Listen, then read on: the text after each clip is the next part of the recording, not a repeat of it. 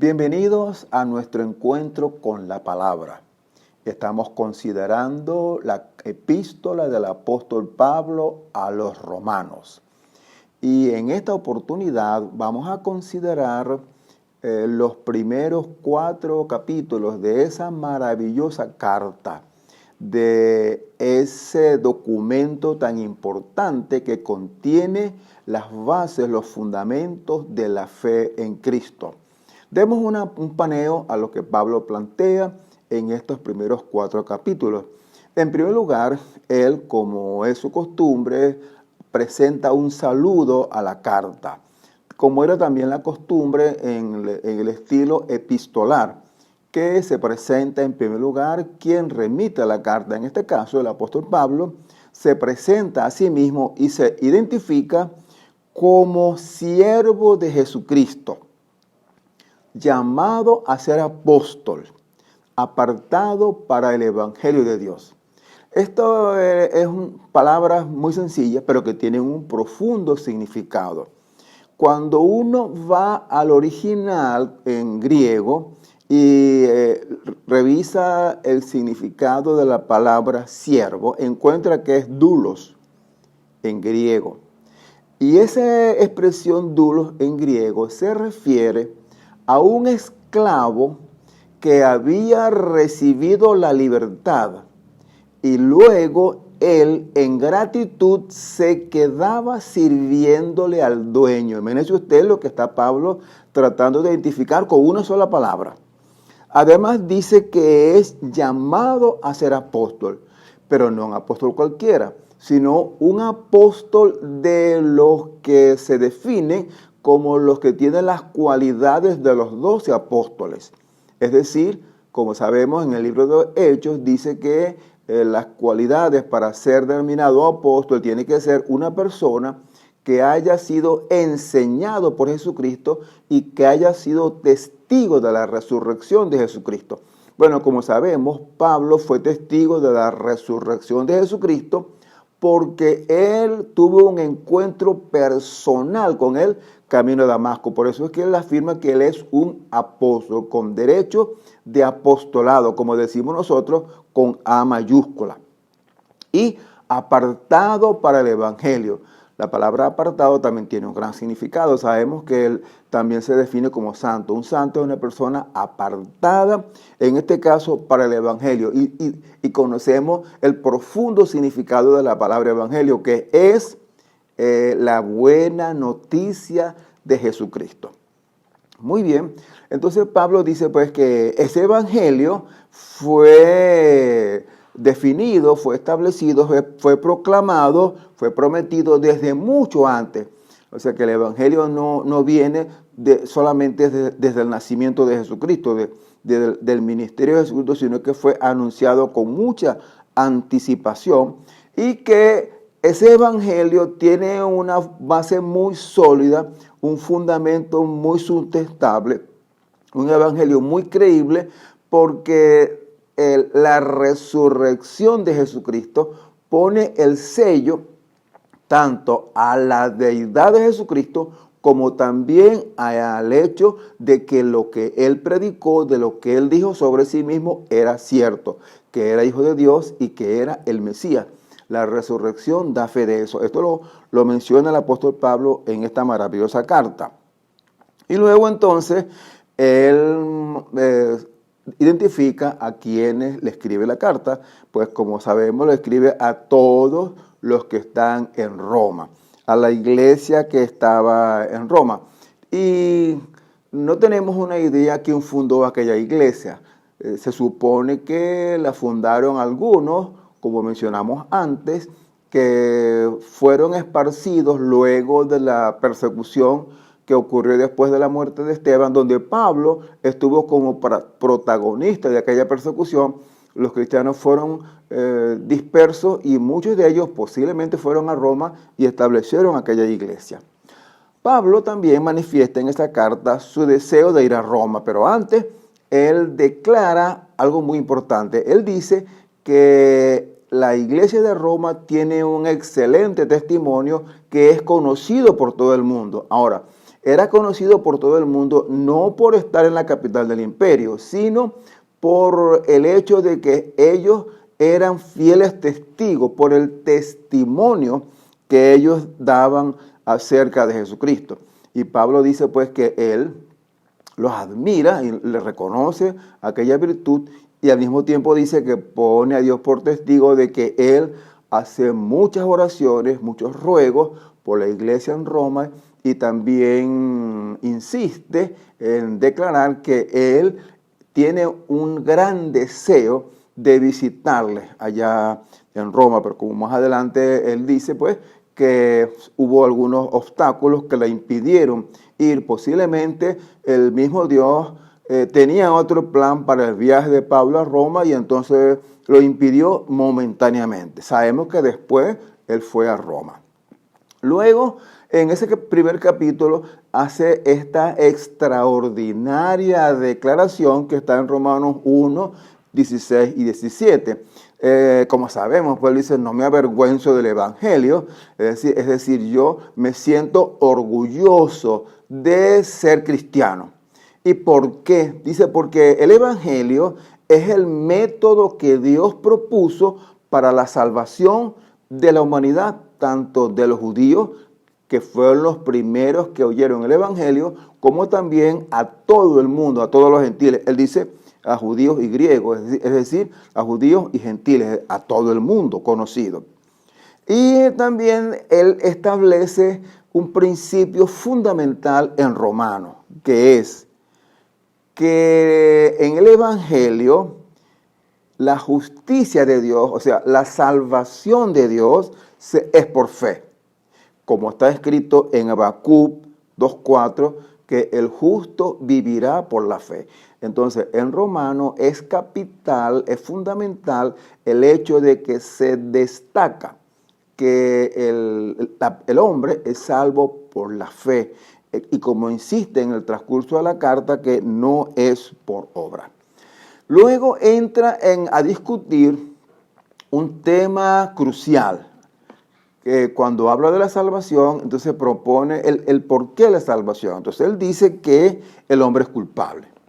El hombre es culpable por la desobediencia. Esto nos retrotrae a Génesis capítulo 3, cuando el hombre desobedeció. Ustedes recuerdan lo que plantea y cómo fue aquel lamentable incidente. Dios hizo al hombre santo, puro, perfecto, pero hubo la caída, y entonces, la caída pues arrastró consigo a toda la humanidad. Todos son pecadores. Entonces él dice que el hombre es culpable por su pecado, y él dice que Dios se le reveló al hombre. Entonces aquí nos habla de la revelación de Dios. ¿Cómo se revela Dios? Aquí lo declara. Él dice que él reveló su poder, reveló su naturaleza, reveló su esencia y su poder a través de la obra creada, a través de la creación.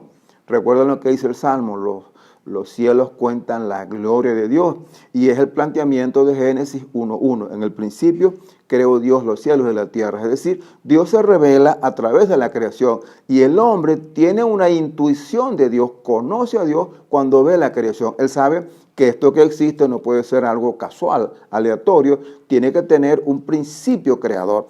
Ese principio creador es Dios, y el hombre lo sabe. Por eso es que él dice que no tienen excusa, porque habiendo conocido a Dios, no lo reconocieron como Dios, sino que al contrario, se envanecieron ellos mismos, y pasó algo increíble, que colocaron entonces a la creación por encima de Dios.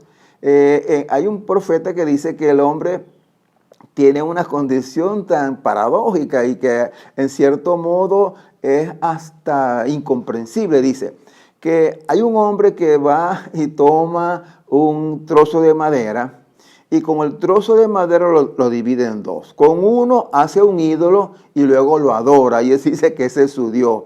Y con la otra parte de la madera hace fuego para calentarse o para preparar la comida. Esta es la condición del hombre. Esto es lo que dice aquí el apóstol Pedro. Entonces el hombre comenzó a adorar a la criatura en lugar de adorar al Creador. Y el hombre se puso pues por encima de Dios y se colocó en el lugar de Dios. El hombre se hizo Dios. Es verdad que el hombre es imagen de Dios, pero el hombre no es Dios. No se puede poner en el lugar de Dios. No puede usurpar el lugar de Dios. Bueno, por eso entonces viene la terrible condición del hombre. Pues uno en este momento estamos observando cómo la familia se está deteriorando y cómo está pues este problema que se plantea de la igualdad de los sexos y de también el matrimonio igualitario y de la homosexualidad y del lesbianismo. Lo digo con todo respeto porque no soy homofóbico. Pero aquí en la Biblia da una idea del origen de esta situación humana. Y él dice pues que el origen de por qué una mujer tiene la tendencia de unirse con otra mujer y un hombre con otro hombre es por su naturaleza caída. Y lo manifiesta aquí pues, que el hecho de haber dejado a Dios, entonces ocurren todas estas cosas. La idolatría, la promiscuidad sexual y también la perversión del sexo es producto de haber dejado a Dios. Entonces luego viene en el capítulo 2 diciendo pues, que en virtud de todo eso, Dios es justo cuando juzga al hombre. Porque Dios juzga con sano y justo juicio. Porque el juicio de Dios es que Él da al hombre lo que le corresponde de acuerdo con sus obras. No es que Dios es un juez parcial, es un juez imparcial. Él aplica la ley de conformidad con lo que está establecido en la ley. Entonces el hombre es responsable de la consecuencia. Dios propone las alternativas, el hombre elige, obedece o desobedece. Eso es lo que está planteado en el capítulo 2, cuando habla de que Dios es justo cuando juzga al hombre. Pues si el hombre se deshonra a sí mismo, si el hombre abandona a Dios, pues entonces vive de acuerdo con sus propios principios, con sus concepciones. Ustedes recuerdan lo que dice: el que habita al abrigo del Altísimo morará bajo la sombra del Omnipotente. Bueno, ese texto tiene una doble aplicación. Dice, el que habita al abrigo del Altísimo. Quiere decir que hay personas que habitan fuera del abrigo del Altísimo. Entonces, si habita fuera del abrigo del Altísimo, no puede decir, es que Dios no me cuida, es que Dios no me protege, es que Dios no me ama. No, el hombre sale fuera del abrigo del Altísimo, fuera de la protección divina, fuera de la norma de lo establecido. Bueno, eso plantea en el capítulo 2 y habla que Dios tiene un justo juicio para los hombres. Aquellos que conocen la ley los va a juzgar de acuerdo con el conocimiento de la ley. Y a los que no conocen la ley los va a juzgar de acuerdo con ese desconocimiento de la ley. Por eso entonces dice que todos son culpables. El apóstol Pablo en ese capítulo 2 propone algo que es muy básico, importantísimo. Él dice que hay personas que nunca han oído hablar sobre Dios, sobre Él, que nunca han tenido un encuentro con la Escritura, que no saben de Dios, no han oído hablar de Jesucristo. ¿Cómo van a ser juzgados ellos entonces? Dice Pablo entonces que ellos tienen una ley. Dice en el capítulo 2:12, porque todos los que sin ley han pecado, sin ley también perecerán, es decir, van a ser juzgados sin ley. ¿Quiénes son los sin ley? No es los salvajes. Sin ley quiere decir los gentiles, los que no conocen la ley, los que no conocen la Sagrada Escritura. Entonces, él dice que no son los oidores de la ley, es decir, los judíos, los que son religiosos, los que van a ser justificados. los que van a ser salvos, sino los que practican la ley. Y luego hace un aporte muy importante. Él dice que hay personas que aun cuando no conocen la ley, sin embargo tienen una ley escrita en su corazón que les dice lo que es el bien y lo que es el mal. Por eso es que hay muchas culturas que no conocen la Biblia, que no conocen a Dios, sin embargo tienen normas morales en las cuales indican lo que es el bien y lo que es el mal. ¿De dónde viene eso? Bueno, esa es la imagen que tenemos de Dios, que fue dotada en el acto creador. ¿Se acuerdan cuando dice que formó Dios al hombre del polvo de la tierra y sopló en él aliento de vida? Es decir, le transmitió la imagen. Esa imagen de Dios la tienen todos los hombres. Crean en Dios o no, conozcan a Dios o no, porque es la imagen de Dios. Entonces, esa imagen de Dios es la conciencia que te indica lo que es bueno y lo que es malo. Luego el apóstol entra en ese mismo capítulo para hablar sobre la ley, el asunto de la ley. Aquí plantea pues que hay personas que se consideran justos, que se consideran que conocen la ley, en el caso de los judíos o en el caso de muchos cristianos, que conocen la ley, que conocen la Biblia y que son maestros de la Biblia, que son maestros de la escritura, de la ley. Algunos son teólogos, conocedores profundamente de lo que dice la escritura. Hay personas que la recitan de memoria, pueden mencionar cantidad de textos de memoria y son personas muy doctos, ¿sabes?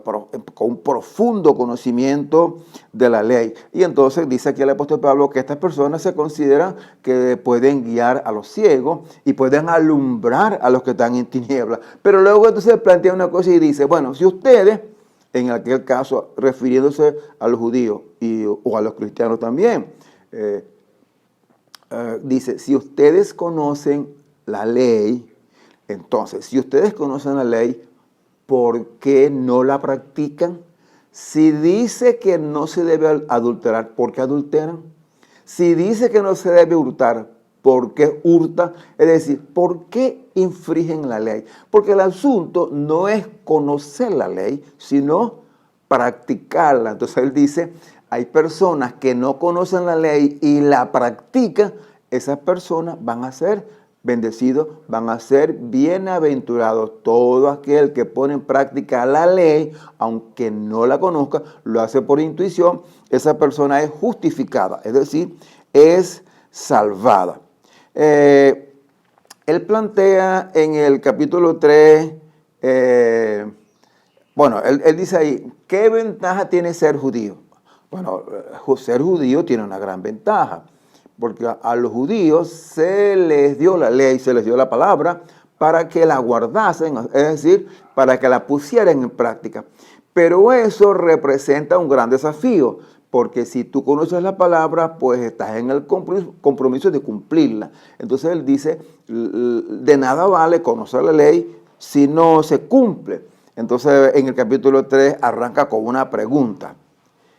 ¿Qué ventaja tiene ser judío? ¿Cuál es la ventaja de ser judío? Bueno, él dice mucho.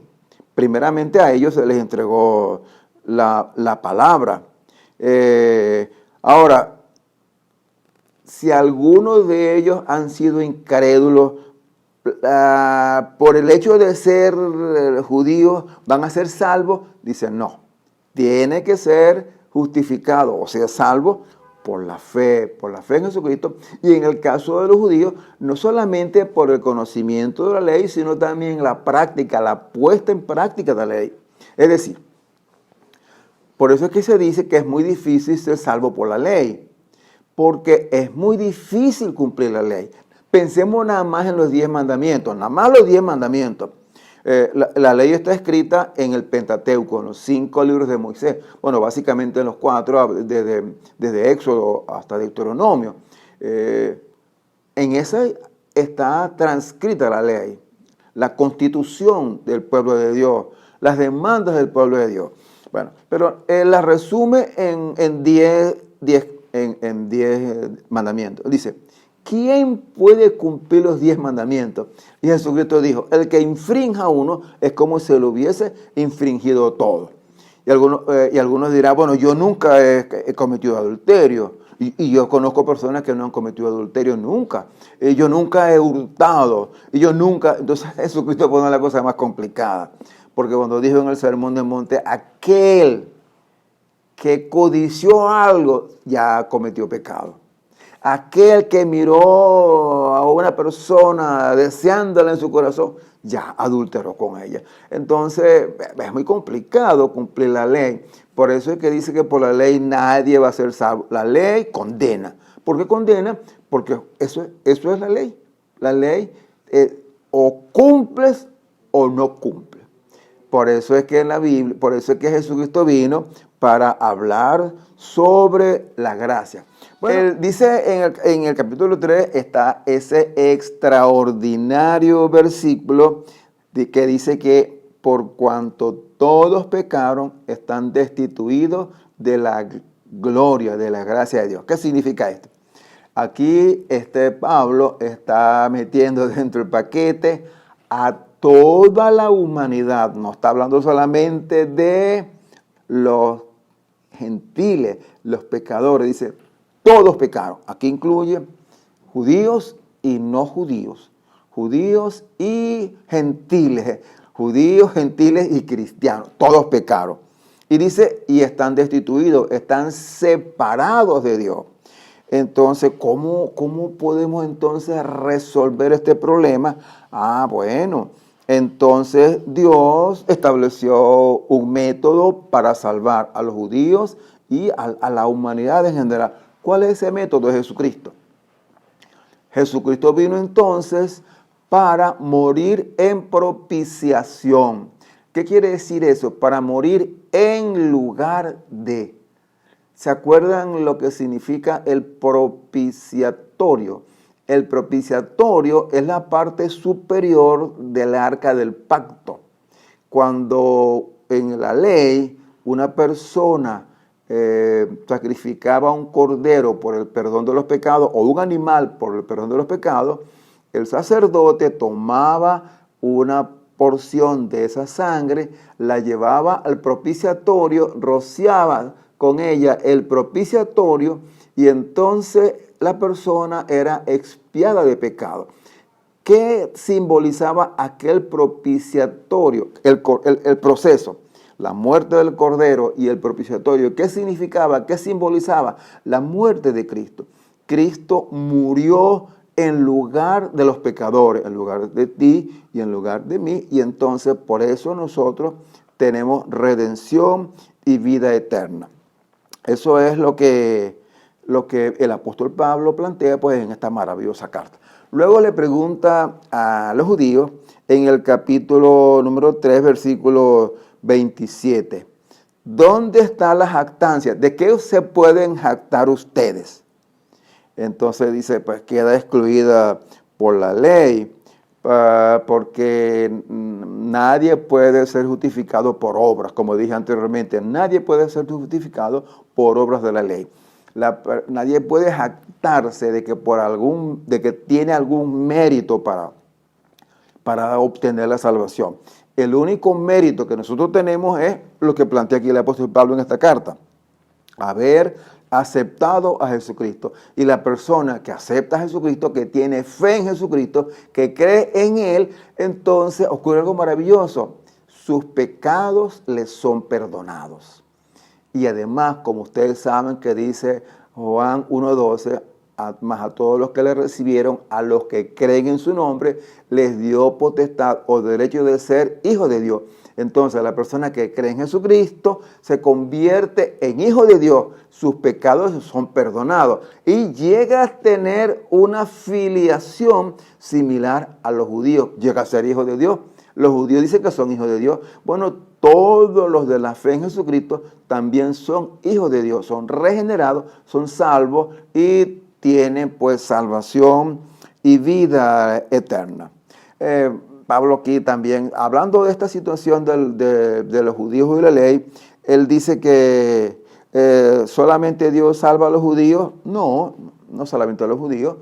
los judíos en cierto modo tenían y tienen un cierto orgullo de ser del pueblo de Dios, y es un gran mérito que tienen.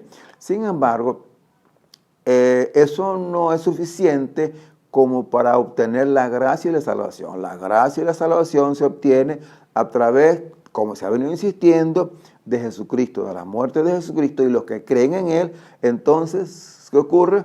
Pues son salvos, tienen vida eterna.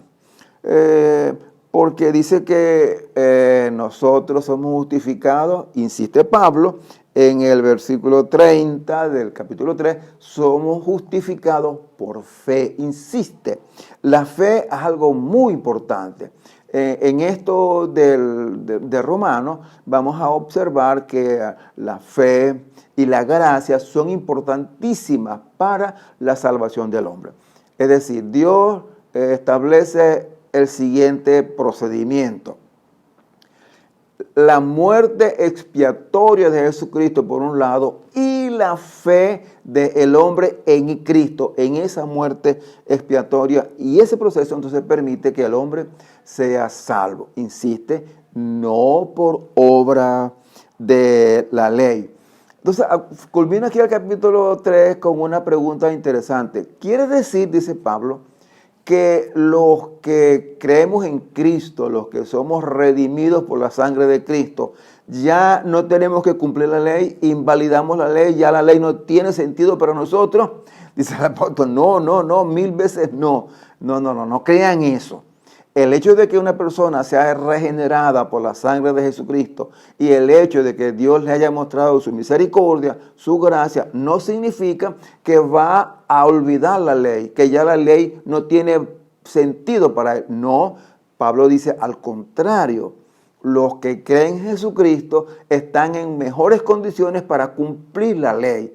Y es así, porque Jesucristo, fíjense lo que dijo Jesucristo, que es nuestro modelo. Yo no he venido para invalidar, para abrogar la ley. Vine para cumplir. Entonces Jesucristo viene para cumplir la ley. Nosotros, como cristianos, como seguidores de Él, como discípulos de Él, estamos llamados a también cumplir lo establecido en la ley. ¿Se acuerdan cuando le preguntaron a Jesucristo, aquel joven le preguntó, los fariseos le preguntaron, ¿cuál es el principal mandamiento? Entonces le dijo, amarás a Dios sobre todas las cosas. Este es el principal mandamiento. Y luego le dijo, y a tu prójimo como a ti mismo. Y después le dijo, de esto depende la ley y los profetas. Entonces él dice, en forma muy sintética, dice, el que ame a Dios en primer lugar y ame al prójimo como a sí mismo, cumple la ley. ¿Cómo es esto? Muy sencillo, porque el que ama a Dios en primer lugar va a cumplir los primeros 4 mandamientos. ¿Saben cuáles son los primeros 4, verdad? Que habla que no tendrás dioses ajenos delante de mí, que no tendrás imágenes, que no jurarás en vano y que guardarás el día de reposo. Entonces, quien cumple y ama a Dios, cumple eso. No va a tener ídolos, no va a tener a Dios en segundo lugar, será lo primero y va a cumplir pues lo que Dios establece. Y luego la otra parte, y el que ame al prójimo cumple el resto de los 6 mandamientos. Entonces, una persona que ama al prójimo no quiere hacerle daño, no lo va a matar. Una persona que ama al prójimo no lo va a calumniar. Una persona que ama al prójimo no le va a hurtar algo. Entonces, amar a Dios en primer lugar y amar al prójimo permite cumplir toda la ley. Y eso es lo que plantea el apóstol Pablo, lo planteó Jesucristo y se nos reitera también a nosotros. La parte que estamos analizando allá en esta primera parte de esta maravillosa carta es el capítulo 4, que habla del ejemplo de Abraham. Abraham, ustedes saben, es un hombre. Abraham es el padre de los judíos. Bueno, de los judíos por la tribu de Judá, pero es el padre de Israel, de los israelitas, pues. Porque de Abraham vino Isaac, de Isaac vino Jacob, Jacob las 12 tribus y Israel.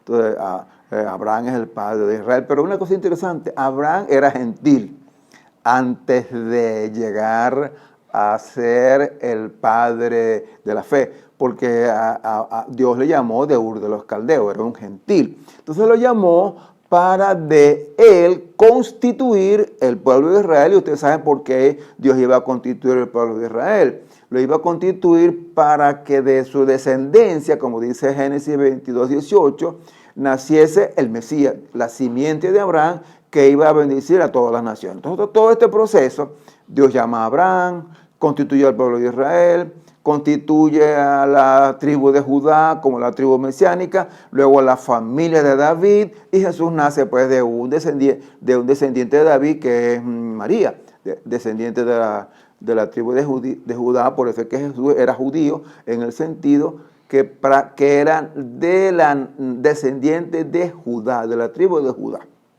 Bien, entonces dice que a Abraham se le dio un pacto, y el pacto se selló, se recordaba con la circuncisión. Entonces Dios estableció el pacto con Abraham, y ese pacto tenía una señal, un sello, una marca. ¿Cuál era? La circuncisión. Entonces la circuncisión en Abraham era la señal del pacto, y Dios estableció entonces esa señal. Ahora, ¿qué es la importancia que tiene en Abraham en su llamado y en su proceder? No solamente por la virtud de Abraham es el de haber sido circuncidado, sino que lo importante en Abraham es la fe. Por eso es que dice, creyó a Abraham y le fue contado por justicia. Porque ustedes recuerdan, cuando Dios llamó a Abraham, no existía la ley. Entonces Abraham actuó por fe. Por eso es que más adelante Pablo insiste, el justo vivirá por la fe. Porque la fe, incluso la fe, es primero, antecede a la ley. Como ustedes saben, la ley fue propuesta muchos años después, cuando Moisés fue llamado y constituyó entonces la ley que le fue dictada en el desierto. Como ustedes saben, en el monte Sinaí, Dios le fue dictando la ley para que la transmitiese al pueblo, pero antes de la ley ya existía la gracia y la fe. Entonces, recuerdan que mucho antes de haber establecido la ley, Dios le dijo a Abraham, sacrifícame a tu hijo. Entonces, ¿qué hizo Abraham? Lo hizo, lo fue a sacrificar. Y el hijo le preguntó cuando iban camino al monte Moriah, donde iba a hacer el sacrificio, Padre, llevamos la leña, llevamos el fuego. Y entonces le pregunta el niño inquieto, ¿dónde está el cordero? Porque él sabía que había de sacrificar un cordero. Y entonces Abraham respondió, un hombre de fe, dijo, Jehová proveerá. Él estaba seguro lo que iba a ocurrir. Y aunque fuese lo que fuese, él estaba dispuesto a cumplir lo que Dios le había prometido a Abraham. Es un hombre de fe. Por eso pues que insistimos que la fe es algo fundamental, algo principal en esto de nuestra relación con Dios, y que es básica en el proceso de la salvación. El versículo 10 del capítulo 4 dice, ¿cómo pues fue contada estando él en la circuncisión o en la incircuncisión? No, en la incircuncisión. O sea, él cuando fue llamado, cuando tuvo aquel acto de fe, fue antes de haber sido circuncidado. Por eso es que dice que él es el padre de todos los que han sido circuncidados. Y en el caso nuestro, también nosotros somos descendientes de Abraham por la fe, porque nosotros tenemos fe en ese que a él le fue prometido. Voy a cerrar con esto que en otras oportunidades los he comentado.